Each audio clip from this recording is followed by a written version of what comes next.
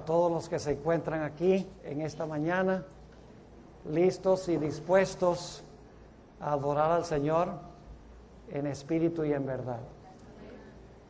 Esta mañana vamos a estudiar un tema supremamente solemne, pero antes de trazar la palabra del Señor, queremos pedir su bendición especial. Nunca debemos abrir la palabra sin oración, porque el Espíritu Santo, quien dio la palabra, es el único que puede venir a explicárnosla. Así que les invito a que junto conmigo inclinen sus rostros y vamos a elevar una oración a nuestro Dios. Nuestro Padre y nuestro Dios, qué gran privilegio tenemos al venir a este lugar para tributarte la honra y la gloria que tú te mereces. Y también para escuchar tu voz hablándonos a través del estudio de tu santa palabra. Padre, en esta mañana pedimos que nos ayudes a entender la urgencia del momento en que estamos viviendo. Padre, vemos por todas partes del mundo señales de que Cristo está a las puertas. Vemos dentro de la iglesia señales de que Jesús está a las puertas. Despiértanos, Señor, de nuestro letargo, de nuestra anestesia. Y ayúdanos, Señor, a cumplir la misión que tú le has encomendado a tu iglesia remanente. Y te damos gracias por escuchar nuestra oración y por acompañarnos, porque te lo pedimos en el precioso nombre de tu Hijo, Cristo Jesús. Amén. Quiero comenzar formulando un par de preguntas que van a poner el tono de lo que vamos a hablar en este culto de esta mañana. En primer lugar, quiero preguntar, ¿por qué levantó Dios a la iglesia adventista del séptimo día? ¿Cuál es nuestra misión en el mundo?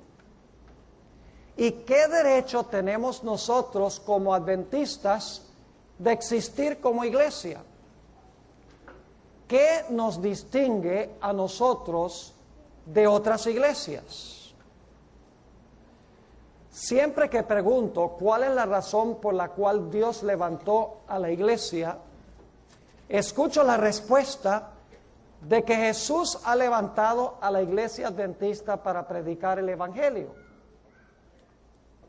El problema es que todas las iglesias cristianas del mundo dicen que Dios las ha levantado para predicar el evangelio. Entonces tenemos que formularnos la pregunta, ¿cuál evangelio?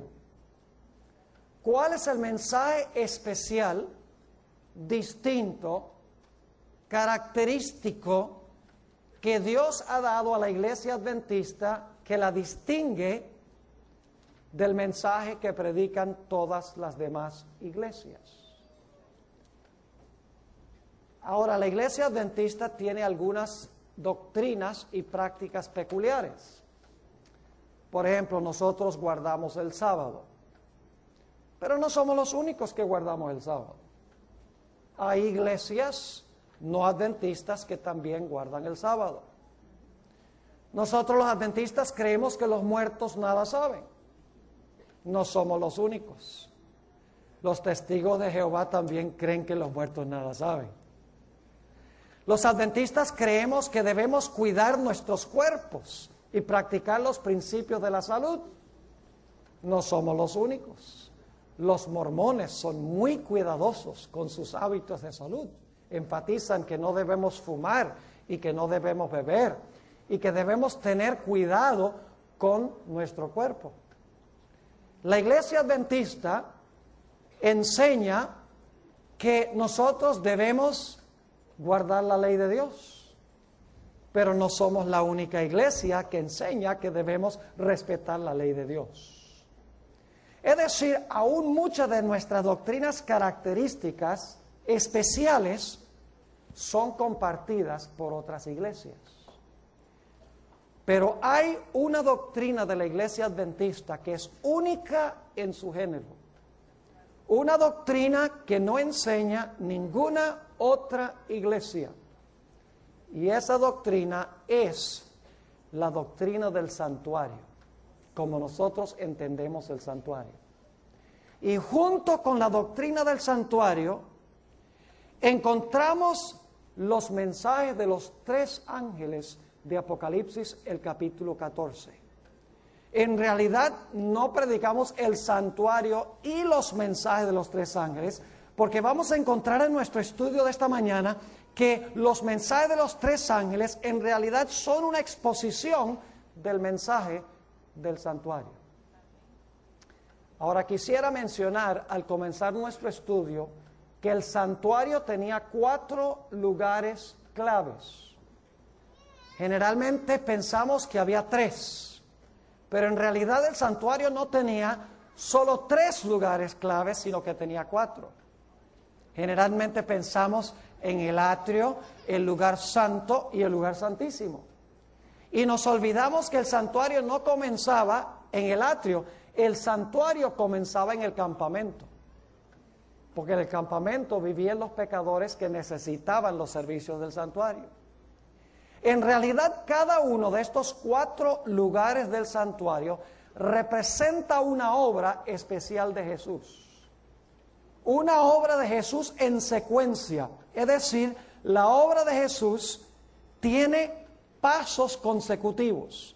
Los últimos pasos dependen de los primeros pasos. Ahora, al comenzar, quiero repasar los 4 lugares del santuario y qué representan estos lugares en la obra de Jesús. En primer lugar, tenemos el campamento. En el campamento vivían los pecadores. Todas las personas que vivían en el campamento tenían el problema del pecado. Ahora, la ley dice que la paga del pecado es ¿qué? La paga del pecado es muerte. La ley exige una vida perfecta. Nadie que vivía en el campamento le puede ofrecer a la ley una vida perfecta. Y por lo tanto la ley dice, si no me ofreces una vida perfecta, vas a morir. Por lo tanto, nosotros necesitábamos a alguien que viniera a habitar entre nosotros, como dice en Juan 1 y el versículo 14, aquel verbo se hizo carne y habitó entre nosotros. Una mejor traducción sería, puso o armó su carpa con nosotros. Es decir, Jesús vino a acampar con nosotros con un fin muy especial.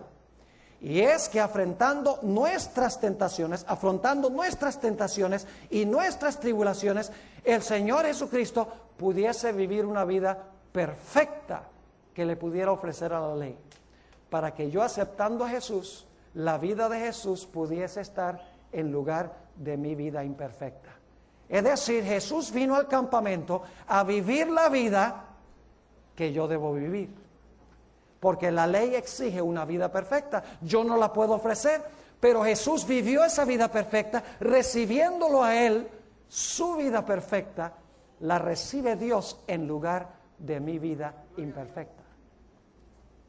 Pero no era suficiente que Jesús viviera una vida perfecta en mi lugar, que le pudiera ofrecer a la ley. Era necesario también que Jesús pagara la deuda de nuestros pecados. Por eso nos movemos al segundo sitio del santuario, que es el atrio, a donde se sacrificaba el animal. Jesús no solamente vivió una vida perfecta, la vida que nosotros debemos vivir para ofrecerle a la ley, que si yo lo acepto a Él, su vida perfecta está en lugar de mi vida imperfecta, sino que el Señor Jesucristo murió la muerte que nosotros debemos morir para que nosotros no tengamos que morir. Es decir, Jesús en el campamento vivió por nosotros y en el campamento Jesús murió por nosotros. Para que si nosotros lo aceptamos como nuestro Salvador, su vida es acepta por el Padre en lugar de mi vida y su muerte es acepta ante el Padre en lugar de mi muerte. Para la mayoría de los cristianos, el plan de la salvación termina allí. Jesús vivió por mí y Jesús murió por mí. Aleluya, gloria al Señor, estoy salvo.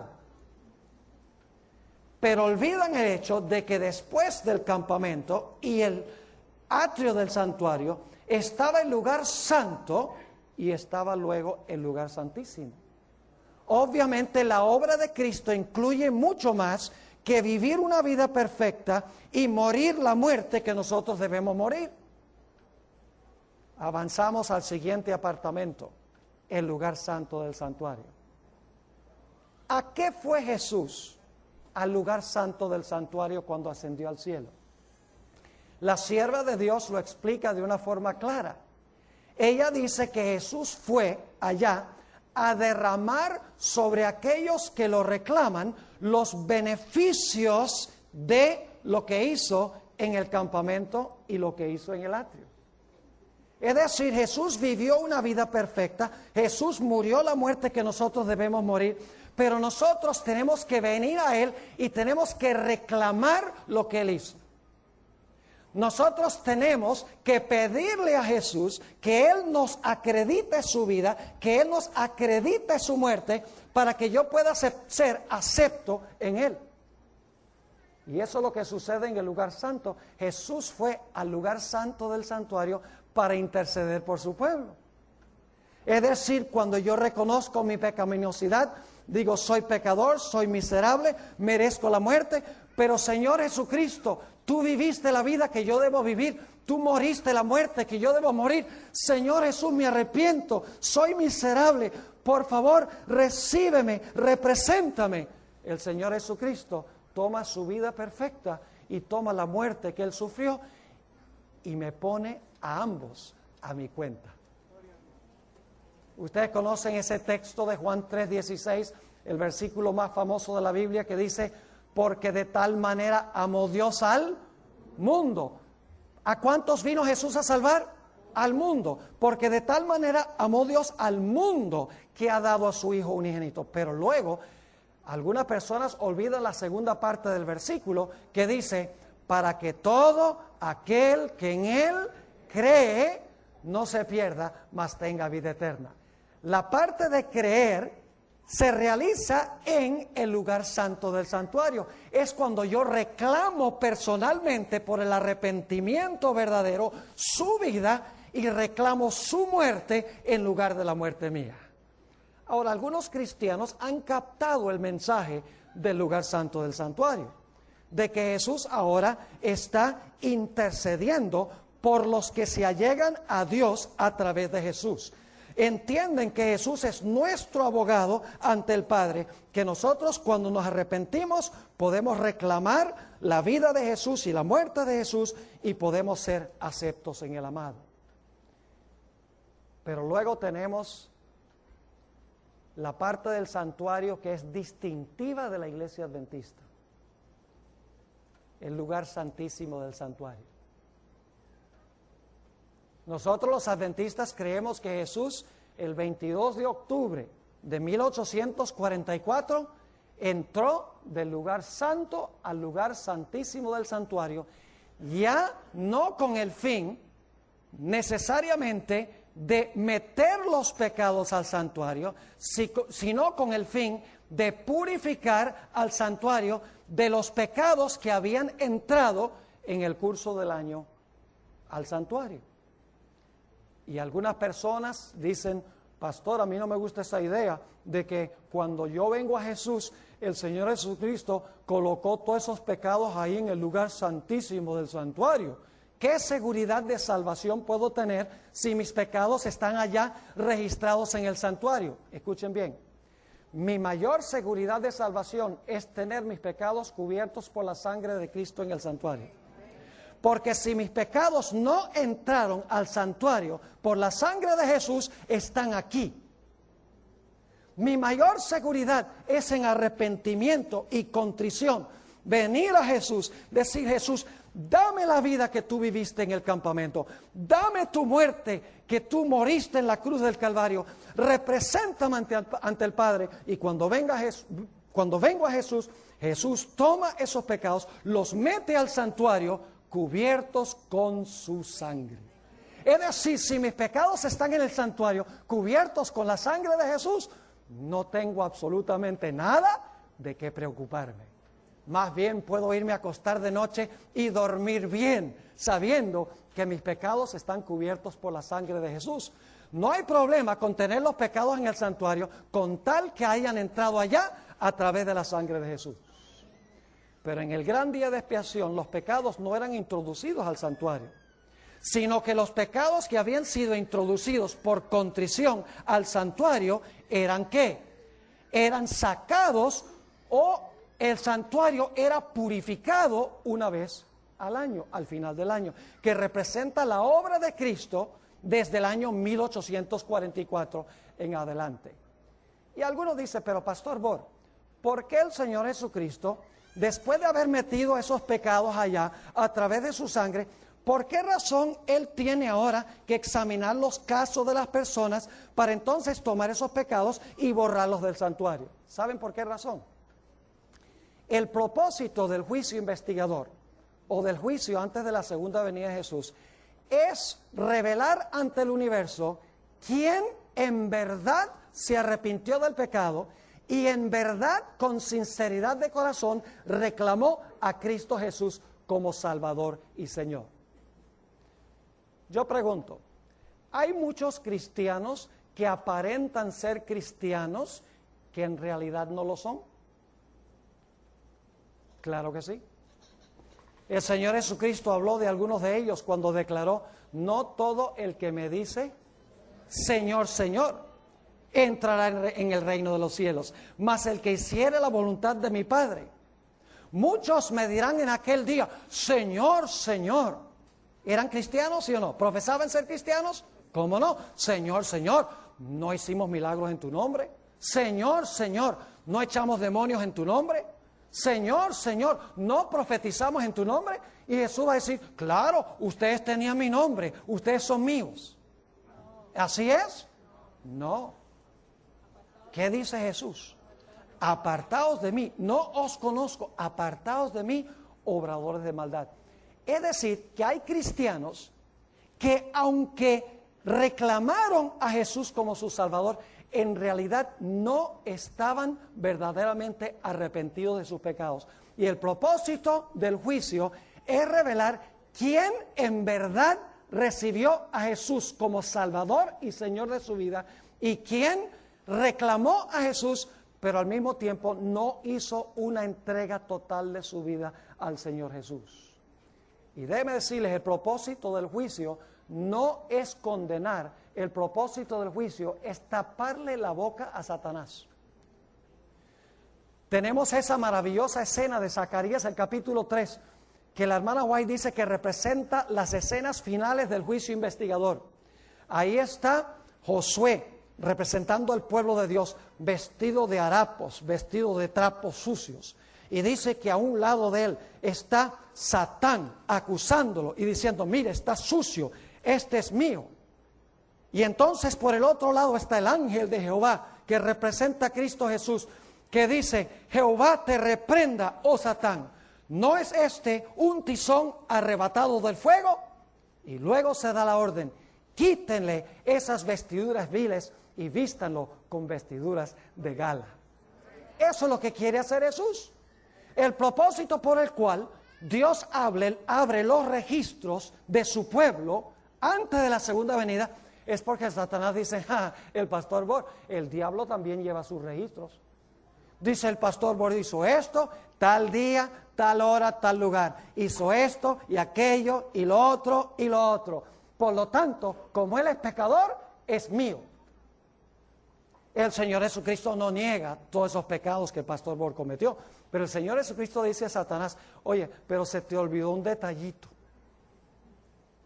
Y el diablo dice, ¿y qué detalle se me olvidó? Se te olvidó el detallito de que el pastor Bor se arrepintió de esos pecados, confesó esos pecados, yo lo representé como su sacerdote, los pecados entraron al santuario a través de la sangre, el arrepentimiento, esos pecados fueron perdonados y cubiertos por la sangre, y por lo tanto, como entraron al santuario por la sangre, serán purificados del santuario también por la misma sangre.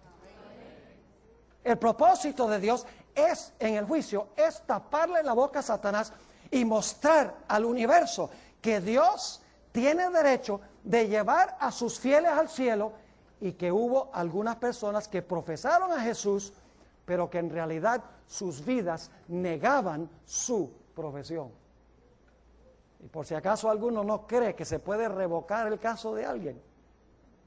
Ustedes recuerdan la parábola de los dos deudores, ¿verdad que sí? Había uno que debía una suma inmensa, 10,000 talentos. Nunca en su vida podría haber pagado esa deuda. Y él dijo, no, le dijo al amo, mira, yo trabajo y yo te pago esa deuda. Y el amo dice, tú no me puedes pagar esa deuda nunca. Te tomarían miles de años en pagar esa deuda. Y ustedes saben qué fue lo que pasó, clamó, lloró. Y el amo hizo lo que menos esperaba, le dijo, no, ni siquiera tienes que pagarlo, perdonado, todo. Ah, gloria a Dios. ¿Ustedes creen que él estaba contento de haber sido perdonado? Claro que sí. Yo pregunto, su confesión, porque él había robado en realidad a su amo, por eso le estaba rindiendo cuenta. ¿Ustedes creen que este individuo en realidad estaba arrepentido y triste por lo que había hecho? Claro que no. Porque la Biblia dice que luego salió a la calle y se encontró a un individuo que le debía 100 denarios. Ahora, esa era una suma considerable. Se necesitaban trabajar más o menos 100 días, porque el salario era 1 denario por día, para pagar esa deuda, pero era una deuda pagable. Y el individuo, quien le debía esos 100 denarios, dice, ay, lo mismo, por favor, no me perdones la deuda, yo trabajo y yo te pago la deuda. ¿Y qué hizo? El que había sido perdonado, grande, ¿qué hizo? Lo agarró por el cuello, dice, y lo sacudió, y le dije, págame ahora. Y como no le pudo pagar, lo mandó a la cárcel. Ahora, cuando el amo lo escuchó, el que había perdonado su deuda grande, lo mandó a llamar y le dijo, ¿qué es esto que yo oigo de ti? Yo te perdoné esa deuda grande y ese perdón que yo te di no fluyó a otros. Quiere decir que tu arrepentimiento fue falso. Quiere decir que tus lágrimas fueron lágrimas de cocodrilo. Y por lo tanto, dice la Biblia, que fue echado en la cárcel hasta que pagara toda la deuda y nunca la iba a poder pagar. Se revocó su caso porque su arrepentimiento no fue genuino, según dice esta historia. Y tenemos muchas historias del Nuevo Testamento que ilustran que hay dos clases de creyentes. Hay creyentes genuinos que se han arrepentido, han confesado sus pecados, por el poder de Dios han vencido el pecado y el Señor Jesucristo ha colocado su vida y su muerte a cuenta de ellos. Y hay aquellos que presuntuosamente han reclamado la vida de Jesús y la muerte de Jesús, pero no se han arrepentido del pecado. En realidad, lo que han hecho es admitir el pecado, no lo han confesado y no han vencido por el poder de Dios el pecado. Y todo eso será revelado en el día del juicio. Y cuando el Señor Jesucristo, la vida de alguno de sus fieles, aparece allá ante el Tribunal Supremo, el Señor Jesucristo dice, delante del universo, dice, ahora ustedes han visto el registro del pastor Bor, ¿qué les parece? Cuando yo vaya allá a la tierra, en mi segunda venida, ¿me lo traigo o lo dejo? Y claro, va a decir, te lo traes. Gloria a Dios, yo no voy a decir que me va a dejar.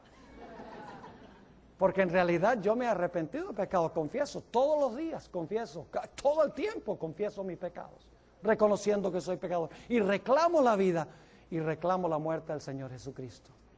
Ahora escuchen bien. Ese día del juicio se realizaba en el lugar santísimo del santuario. El lugar santísimo tiene las verdades distintivas de la Iglesia Adventista del Séptimo Día. En primer lugar, en el lugar santísimo se encontraba la ley. ¿Verdad que sí? En el centro de la ley, ¿qué estaba? El sábado. Además de eso, como es en el lugar santísimo, ahí estaba la doctrina del juicio. Y escuchen bien, la doctrina del juicio conlleva la idea del estado de los muertos. Y ustedes dicen, ¿cómo conlleva la idea del estado de los muertos? Escuchen bien.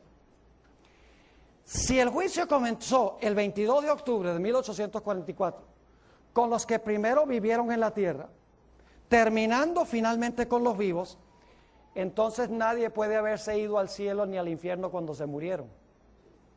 Porque Dios no iba a llevar a la gente al cielo o iba a mandarlos al infierno antes de que fueran juzgados. Es decir, que la doctrina del juicio enseña claramente que la persona queda muerta hasta que su nombre aparece en el juicio, se dicta la sentencia dependiendo del registro de su vida, y entonces Jesús viene para llevar a la persona al cielo o para condenarla al fuego, como dice la Sagrada Escritura.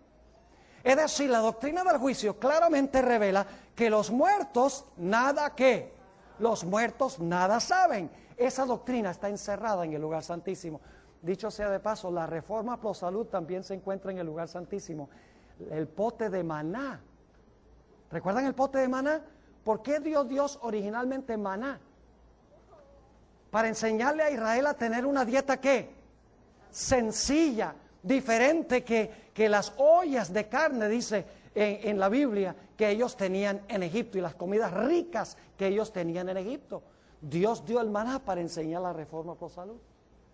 Es decir, todas las verdades distintivas, especiales, la ley, el sábado, el estado de los muertos, la Reforma Pro Salud, el juicio, todas esas doctrinas se hallan centradas en el lugar santísimo del santuario. Y son las doctrinas que el mundo cristiano no quiere aceptar. ¿Qué dice el mundo cristiano? La ley fue clavada en la cruz. La ley era para los judíos. No estamos bajo la letra, sino que estamos bajo el espíritu. ¿Qué dicen del sábado? El sábado no hay que guardarlo, porque el sábado era de los judíos. El sábado era un yugo de servidumbre. ¿Qué dice el mundo cristiano en cuanto al juicio? ¿Para qué necesitas un juicio? Si el Señor Jesucristo todo lo hizo en la cruz. ¿Qué dice el mundo cristiano en cuanto al estado de los muertos? Dicen, si tú te mueres y fuiste bueno, aceptaste a Jesús, te vas directamente al cielo. Y si fuiste malo, te vas directamente al infierno. Y enseñan que el infierno arde por los siglos de los siglos, sin fin. Es decir, las verdades que ha rechazado el mundo cristiano son las verdades distintivas que se hayan reveladas en el lugar santísimo del santuario. Y quiero decirles que los mensajes de los tres ángeles son el mensaje que Dios da en cuanto a las verdades especiales que están reveladas en el lugar santísimo del santuario. Hace más o menos un año decidimos nosotros en la iglesia de Fresno, donde tenemos un estudio de producción, de programación para 3ABN y otros canales de televisión, decidimos hacer una serie de temas estudiando los mensajes de los tres ángeles frase por frase. Y grabamos 25 temas de 1 hora cada uno, estudiando cada frase de los mensajes de los tres ángeles. Aquí lo tenemos solamente en inglés, no lo tenemos en español, pero la mayoría de los jóvenes que están aquí hablan inglés y hablan también español. Un estudio, por ejemplo, de lo que significa temer a Dios. Otro sobre lo que significa darle gloria. 2 temas sobre la hora de su juicio ha llegado. 2 temas sobre adorar al Creador. Un tema sobre la fornicación de Babilonia. Otro sobre qué es Babilonia. Otro sobre el vino de Babilonia. Tomando los mensajes de los tres ángeles, frase por frase. Y cuando yo hice esa serie, yo me quedé maravillado de cómo los mensajes de los tres ángeles son sencillamente una exposición y una ampliación del mensaje del lugar santísimo del santuario. Es decir, los mensajes de los tres ángeles es una proclamación en la tierra del contenido especial que hay en el lugar santísimo del santuario. Vamos rápidamente a Apocalipsis, el capítulo 14, y lógicamente voy a sintetizar ahora 25 temas en uno. Digo, no en uno, sino en medio tema, porque no nos queda sino la mitad del tiempo. Apocalipsis 14, y noten el versículo 6. Solamente voy a esbozar algunos puntos. Estamos diciendo que lo mismo que encontramos en el lugar santísimo es lo que se encuentra en los mensajes de los tres ángeles. Y escuchen bien, la iglesia adventista del séptimo día existe para proclamar los mensajes de los tres ángeles. Si nosotros estamos sencillamente predicando lo que están predicando otras iglesias, mejor cerramos nuestras puertas y nos unimos con ellos a predicar el evangelio que ellos predican. Lo que nos hace un pueblo peculiar y especial es el mensaje del lugar santísimo que se haya expuesto y ampliado en los mensajes de los tres ángeles. Fíjense lo que dice Apocalipsis 14 y el versículo 6. Vi volar por en medio del cielo a otro ángel que tenía el evangelio eterno para predicarlo a los moradores de la tierra, a toda nación, tribu, lengua y pueblo. ¿Y saben lo que hacen muchos adventistas? Paran ahí.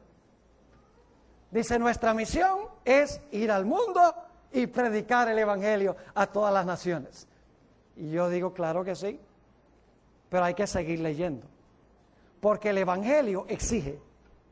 El evangelio salva, sí, Cristo vivió la vida que nosotros debemos vivir, murió la muerte que nosotros debemos morir. Sí, Jesús nos representa ante el Padre cuando nosotros reclamamos lo que Él hizo, nos lo pone a nuestra cuenta. Todo es cierto, todo eso es verdad. Pero aquellos que han recibido a Jesús, que han recibido el evangelio y que proclaman el evangelio, tienen ciertas obligaciones que hace el evangelio sobre ellos. Escuchen lo que sigue diciendo en el versículo 7. Son imperativos. 4 imperativos. Diciendo a gran voz, temed a Dios. Como les mencioné, tengo un tema entero sobre lo que significa temer a Dios. Saben que casi siempre en la Biblia, cuando se usa esa expresión, temer a Dios, va vinculado con guardar los mandamientos de Dios. Por ejemplo, Eclesiastés 12 dice, teme a Dios y guarda sus mandamientos, porque este es el todo del hombre, porque Dios traerá toda obra a juicio. Fíjense las ideas que hay ahí, temer a Dios, guardar los mandamientos y la idea de juicio. Temed a Dios, es un imperativo, es un mandato en otras palabras. Y luego ¿qué dice? Dadle ¿qué? Darle gloria. ¿Sabe lo que significa eso, darle gloria? Significa reflejar la gloria de Dios a los demás. ¿Y qué es gloria? Lo estudiamos anoche. ¿Gloria es qué? El carácter. Es revelar el carácter de Dios al mundo. Su carácter de amor, benevolencia, su carácter de justicia, todos los aspectos de su carácter. Pero saben que nosotros no podemos darle gloria a Dios al menos que primero hayamos recibido su gloria. Recibimos para dar. Como Moisés en el monte. ¿Ustedes recuerdan? Moisés estuvo en la presencia de Dios y la gloria de Dios brilló sobre Moisés, y cuando Moisés descendió del monte ante el pueblo, dice que el rostro le ¿qué? El rostro le brillaba. ¿De dónde venía esa gloria? Esa gloria había venido de Dios. Por eso mencionaba anoche que nosotros somos lunas y Dios es el sol. Dios brilla su carácter sobre nosotros y entonces nosotros reflejamos esa gloria a nuestros semejantes. Así que no solamente dice que debemos temer a Dios, que significa guardar sus mandamientos, sino que dice que debemos darle gloria, y eso significa ¿qué cosa? Revelar su carácter. Pero sigue diciendo, ¿por qué debemos temer a Dios y darle gloria? ¿Por qué qué? Porque la hora de su juicio ha llegado. Ahora escuchen bien. La mayoría de los cristianos creen que el juicio es cuando Cristo venga. Este texto demuestra claramente que el juicio no es solamente cuando Cristo venga. Jesús viene a ejecutar juicio. Pero antes de eso hay una investigación. Y usted dice, pastor, ¿cómo sabe eso? Este es el mensaje del primer ángel, ¿verdad que sí? Y el primer ángel está predicando el evangelio, ¿verdad? ¿Está todavía abierta la puerta de la gracia mientras se está predicando el evangelio? ¿Está abierta? Claro que sí. Si no está abierta, ¿para qué predicarlo? Y noten que el primer ángel que está predicando el evangelio y diciendo, teme a Dios y dale gloria, dice, la hora de su juicio, ¿qué? Ha llegado. El juicio comienza cuando se está dando el mensaje del primer ángel. Tiene que ser antes de la segunda venida de Jesús. No es sino hasta cuando se proclama el mensaje del tercer ángel, Apocalipsis 14, 12, que en el siguiente versículo, versículo 14, dice, que Jesús está sentado en una nube y tiene una hoz aguda en su mano, y entonces es que Jesús regresa a la tierra. Pero antes de esto tenemos un juicio. Así que la doctrina de la iglesia adventista de que va a haber un juicio antes de que Jesús venga, antes de la destrucción final, es un concepto claramente esbozado aquí en Apocalipsis el capítulo 14.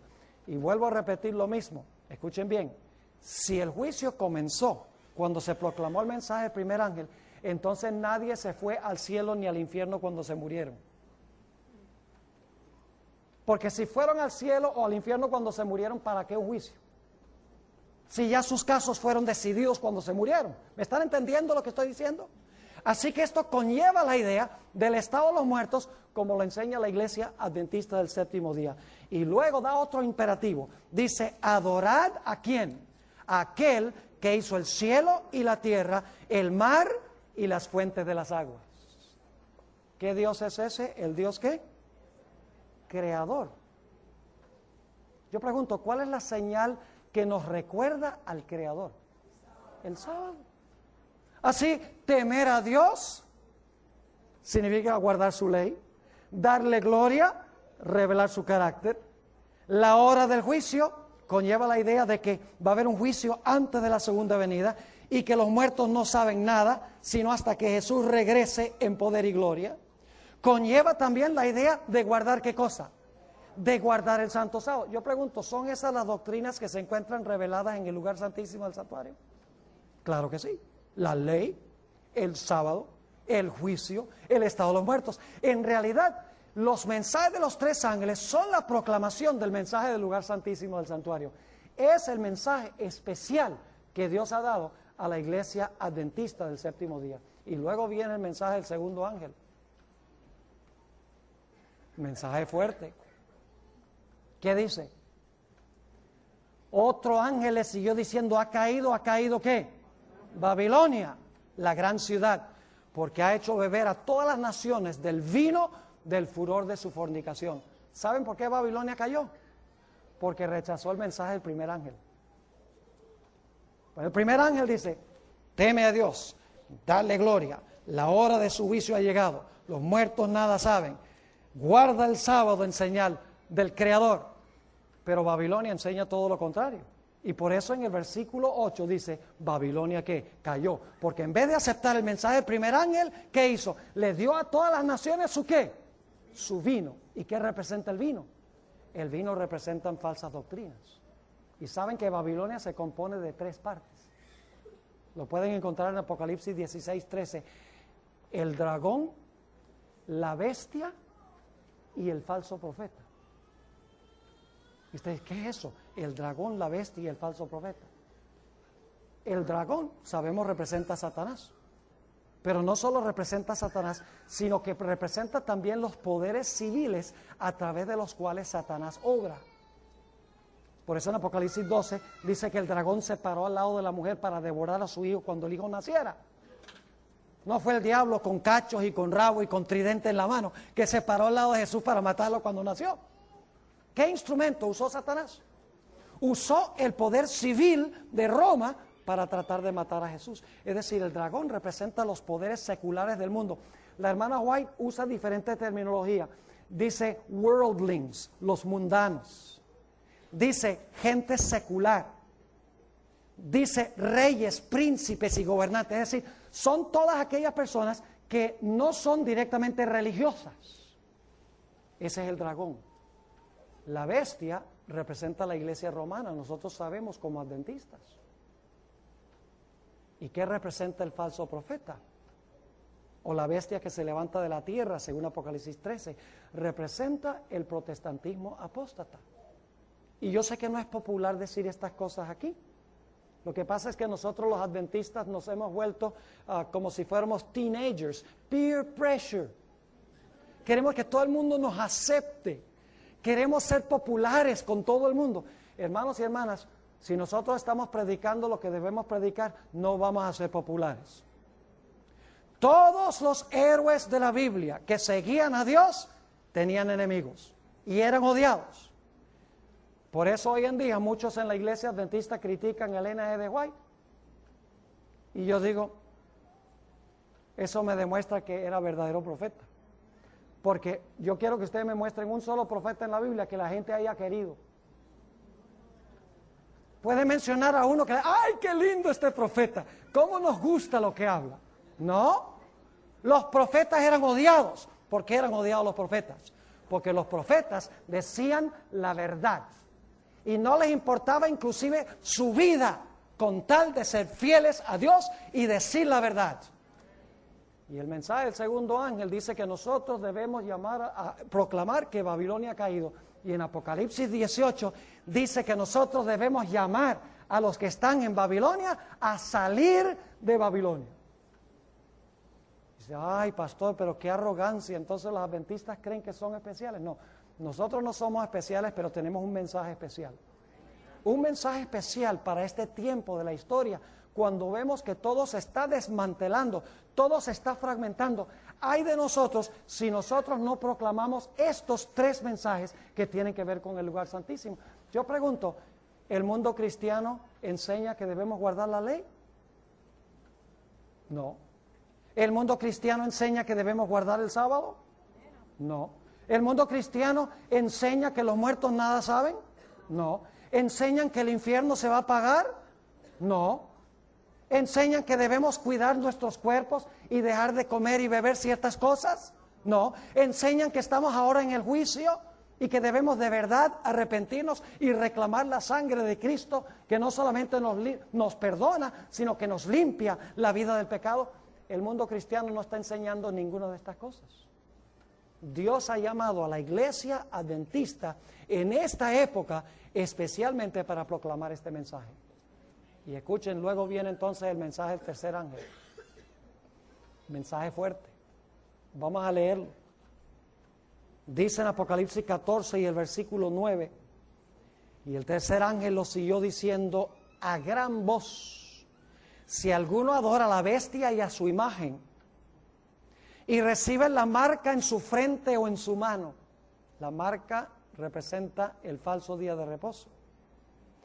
Él también beberá del vino de la ira de Dios, que ha sido vaciado puro en el cáliz de su ira, y será atormentado con fuego y azufre delante de los santos ángeles y del Cordero. Y el humo de su tormento sube por los siglos de los siglos, y no tienen reposo de día ni de noche los que adoran a la bestia y a su imagen, ni nadie que recibe la marca de su nombre. ¿Cuántos de los que están presentes aquí creen que este es un mensaje de amor? Levanten la mano si creen que es un mensaje. Entonces Dios manda un mensaje de odio. ¿Es un mensaje de amor? Yo pregunto, ¿cuántos de ustedes quisieran que sus vecinos terminaran en ese lago de fuego y azufre? ¿Les gustaría que terminara algún amigo, algún familiar, alguna persona tal vez que no conocen, que con quienes trabajan, que ellos terminen ahí? No. Entonces, ¿quién les va a advertir para que no terminen ahí? Nosotros. ¿Es un mensaje de amor? Claro que sí. Mire, los mensajes de amor no solamente son blanditos, ay, yo te quiero y yo te amo, como hoy en día se ha vuelto popular. Un mensaje de amor dice la verdad, por salvar a alguien de la muerte. Por ejemplo, si usted le dice a su hijo, mira hijo, ten cuidado cuando vayas a cruzar la calle, porque si no miras para los dos lados, estás en medio de la calle y viene un camión y te pega y te destortilla y te estripa. Y yo, ay, no me traumatice al niño. ¿Cómo le va a decir eso al niño? ¿Por qué el padre le dice eso al niño? ¿Por qué le hace esa advertencia fuerte? Porque quiere salvar la vida del niño. De la misma manera, este mensaje fuerte contra la bestia y su imagen, y recibir la marca, y proclama el sello de Dios también, que es el lado opuesto de la marca de la bestia, no por odio, sino por ¿qué? Sino por amor. Lamentablemente, mis hermanos y hermanas, nosotros nos hemos extraviado de nuestra misión. Nos hemos extraviado de nuestro mensaje. Yo represento un ministerio global. Lo comenzamos hace 8 años, se llama Secrets Unsealed. Recibimos correos electrónicos, cartas, llamadas de todas partes del mundo, literalmente. Hasta de Arabia Saudita, de Kuwait, de Irak, de los países que uno menos se imaginaría que estarían viendo por internet y comunicándose con nosotros. Y quiero decirles que una de las grandes preocupaciones que tiene la gente es cómo nosotros como iglesia hemos perdido nuestro sentido de la misión especial que Dios ha dado a esta iglesia. Hemos caído en el error de pensar que lo que Dios quiere que nosotros hagamos es construir grandes iglesias, mega iglesias, y que llenemos la iglesia con grandes números de personas. Y ustedes saben que para llenar la iglesia con grandes números tiene que rebajar la norma. Porque si usted mantiene las normas en alto, las multitudes no van a querer pertenecer a la iglesia. Hemos pensado que lo que debemos nosotros ahora hacer es celebrar y tener música como la que tienen las otras iglesias, y sentir emoción, y tal vez saltar, y bailar, y gritar en el culto, y celebrar. Escuchen bien, el día de expiación no era un tiempo para celebrar, era un tiempo para afligir el alma. Y si estamos en el día de expiación, ahora nosotros debemos estar afligiendo nuestra alma, asegurándose que cuando nuestro registro sea examinado, nuestra vida esté bien con Dios. ¿Saben cuándo viene la celebración? En la fiesta de tabernáculos. En Apocalipsis el capítulo 7 dice que después de la aflicción del día de expiación, cuando la gente se golpeaba el pecho, buscaba sus vidas para ver si había algún pecado que ofendía a Dios. Varios días después venía la fiesta de tabernáculos, cuando construían tiendas provisionales de hojas. Se llenaba Jerusalén con millones de creyentes y cantaban con júbilo y disfrutaban porque Dios los había bendecido en el año anterior. De la misma manera, tendremos ya tiempo para celebrar, pero este tiempo es un tiempo para afligir el alma. Hemos adoptado, mire, el himnario adventista peligra hoy. Yo no sé cómo sacaron un nuevo himnario con 100 himnos más, si el viejo himnario ya no se usa. Cantamos los mismos coritos que cantan las personas de otras iglesias. Escuchen bien, nuestra doxología debe reflejar nuestra teología. Nuestros himnos deben reflejar el mensaje especial y peculiar de nuestra iglesia. Nosotros no podemos cantar esos coritos de Cristo te ama y Cristo te acepta nada más así como estás, y todos estos coritos que son repetitivos y superficiales. Dios quiere que nosotros cantemos himnos que son distintivos, que expresan nuestra misión y que expresan nuestro mensaje. Ahora yo quiero, porque ya el tiempo se fue, hay mucho más que podríamos decir. Yo escribí un libro, está solamente en inglés, lo vamos a traducir al español. Se llama Worship at Satan's Throne, Adoración en el trono de Satanás. Es un libro, y no lo digo por fines económicos, porque en realidad a mí no me daba ni me viene en términos de ganancia la venta del libro. Es un libro que debe leer cada joven de la iglesia adventista.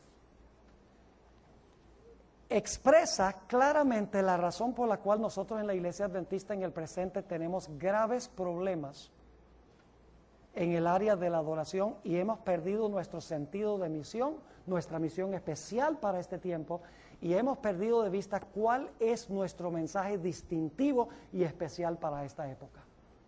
Es un libro fuerte, escrito especialmente para adventistas.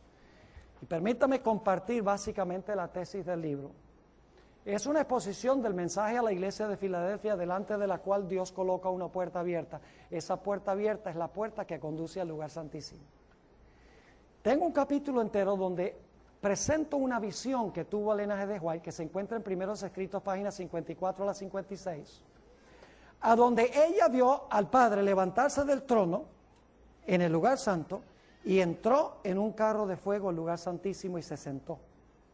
Luego dice ella que el carruaje de fuego, compuesto de ángeles, regresó, recogió al Señor Jesucristo que estaba en el lugar santo y llevó a Jesús al lugar santísimo. Pero ella describe en esa visión que delante del trono, en el lugar santo, de donde se movieron el Padre y el Hijo, había un montón de adoradores inclinados, adorando a los que se encontraban en el trono. Y cuando el Padre y el Hijo se levantaron y entraron al lugar santísimo, unos pocos, dice ella, se levantaron y siguieron al Señor Jesucristo por fe al lugar santísimo. Pero dice ella que la mayoría de los que estaban adorando allí en el trono no sabían que el Señor Jesucristo se había movido al lugar santísimo. Y la hermana White miró y vio los que estaban inclinados delante de ese trono adorando. Y dice que Satanás ocupó el lugar donde había estado Jesús al lado del trono. Esto es simbólico, en realidad no está, el diablo no está en el cielo, es simbólico de algo que está pasando en la tierra. Y dice ella que Satanás tomó el lugar donde Jesús había estado. Y la gente que estaba delante del trono, que no siguieron a Jesús al lugar santísimo, decían: Padre, danos tu espíritu. Y dice la sierva del Señor que Satanás entonces respiraba sobre los que estaban delante del trono que Jesús había abandonado, respiraba una influencia impía. Y dice ella que como resultado de esa influencia impía, la gente tenía señales y milagros y prodigios y había mucho poder. Pero no era el poder de Dios, era el poder del maligno. Lo más trágico es que la hermana White dice que algunos de los que habían entrado al lugar santísimo con Jesús tienen que ser adventistas del séptimo día, pues son los únicos que han entrado al lugar santísimo con Jesús. Dice ella, y eso no está en primeros escritos, sino en una adición que ella hizo a la visión después, se encuentra en el libro. Ella dice que muchos de los que entraron al lugar santísimo con Jesús, luego dieron media vuelta y se fueron otra vez al lugar santo y se inclinaron con los que estaban adorando delante del trono. Y decían: Padre, danos tu espíritu. Y el diablo respiraba sobre estos que habían aceptado el mensaje del lugar santísimo. Respiraba sobre ellos una influencia impía que creían que era el poder de Dios, pero era el poder de Satanás. Yo creo que la hermana White, no albergo dudas porque hay muchas otras visiones que tuvo la hermana White, que ella está describiendo una apostasía que se iba a realizar de parte de muchos adventistas que iban a abandonar su lugar distintivo en el lugar santísimo para regresar al lugar santo como adoran todos los demás cristianos. Apreciados jóvenes y hermanos, Dios nos ha llamado a nosotros a irradiar su luz. No cualquier luz del Evangelio. Nos ha llamado para irradiar la luz especial del lugar santísimo y los mensajes de los tres ángeles. Y ay de nosotros si nosotros no cumplimos con el cometido de Dios. Dios hallará quién proclamará este mensaje para preparar al mundo para el cierre de la gracia y la segunda venida de Jesús. Yo quiero preguntar en esta mañana, ¿quieres tú aceptar el desafío que te lanza Dios en esta mañana y decir: yo me voy a sentar y voy a estudiar este mensaje hasta entender este mensaje, y por el poder de Dios me voy a poner en las filas del Señor y voy a ser un adventista del séptimo día en todo sentido de la palabra, y por su poder voy a proclamar este mensaje en vida y en palabra para preparar a un pueblo para la venida de Jesús? ¿Acepta ese desafío? Si lo aceptas, ponte de pie en esta mañana, porque yo quiero tener una oración contigo en esta mañana. Gloria a Dios. Qué linda respuesta esta, de toda la juventud que se haya reunido aquí de tantos diferentes lugares. Hermanos y hermanas jóvenes, Dios tiene un mensaje especial para este tiempo. No nos distraigamos de ese mensaje y de esa misión especial, porque será peor para nosotros que las personas que nunca escucharon. Gran luz implica gran responsabilidad. Dios nos ha dado una gran luz, no la desperdiciemos. Estudiemos la luz, permitamos que la luz entre y luego irradiemos esa luz especial para este tiempo. Oremos. Padre Celestial, gracias te damos por habernos llamado para una época tan especial como esta. Padre, en un mundo donde hay terremotos casi a diario, desastres inmensos, en un mundo donde la moralidad está por el piso, en un mundo donde aumenta la criminalidad y hay problemas económicos que los mismos economistas y los políticos no ven cómo solucionar. En un mundo a donde dentro de tu iglesia hemos perdido en gran medida nuestro sentido de misión, nuestra razón de existir, nuestro mensaje. Tú estás llamando a un pueblo en medio de todo esto. Un pueblo que le puede explicar al mundo lo que está pasando. Que Cristo pronto vendrá. Y que debemos encomendar nuestras vidas sin reservas al Señor Jesús. Padre, te ruego en esta mañana que tú acompañes a cada uno de los jóvenes y hermanos reunidos en este lugar. Padre, a través de tu Espíritu Santo, llévanos a abrir tu palabra, el Espíritu de profecía, a estudiar este mensaje hasta que lo comprendamos. Y luego, danos tu poder sin límites para proclamar este mensaje al mundo. Gracias, Padre, por haber estado con nosotros. Y gracias por escuchar y responder nuestra oración. Porque te lo pedimos en el precioso nombre de tu Hijo, Cristo Jesús. Amén. Amén. ¿Pueden sentarse?